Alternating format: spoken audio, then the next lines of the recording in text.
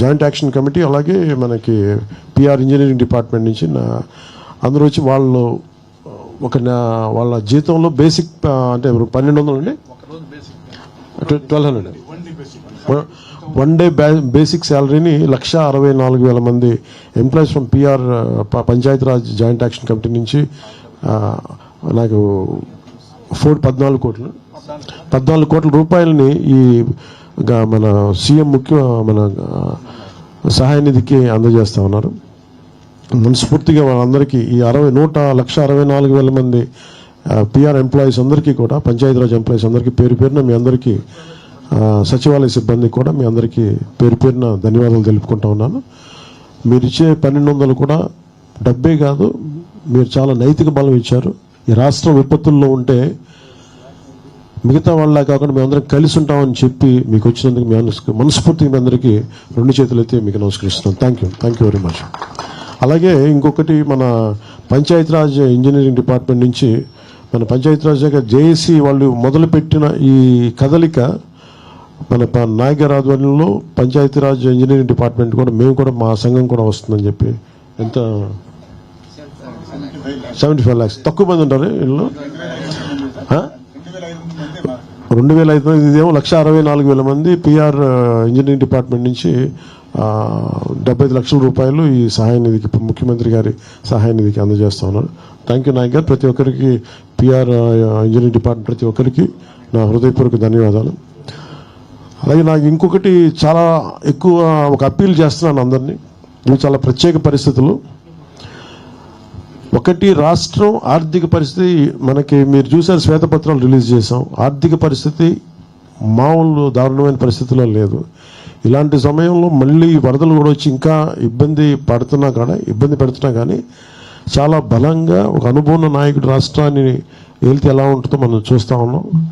ఆయన నాయకత్వంలో నేను నేర్చుకుంటా ఉన్నాను.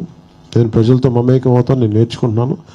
లాంటి వాళ్ళందరం కలిసి రాష్ట్ర అభివృద్ధికి తోడ్పడే దిశలో వెళ్తున్నప్పుడు పిఆర్ నుంచి పంచాయతీరాజ్ జాయింట్ యాక్షన్ కమిటీ 1,64,000 మంది వాళ్ళు ఈ రోజున మాకు కలవటం, అలాగే 2,200 పైచీలకున్న పంచాయతీరాజ్ ఇంజనీరింగ్ డిపార్ట్మెంట్ ఉద్యోగులు మాకు అండగా ఉండడం నిజంగా మనస్ఫూర్తిగా. RWS మీరు కూడా ఇస్తున్నారా? ఎంత ఇస్తున్నారు? 10 lakhs. Thank you sir.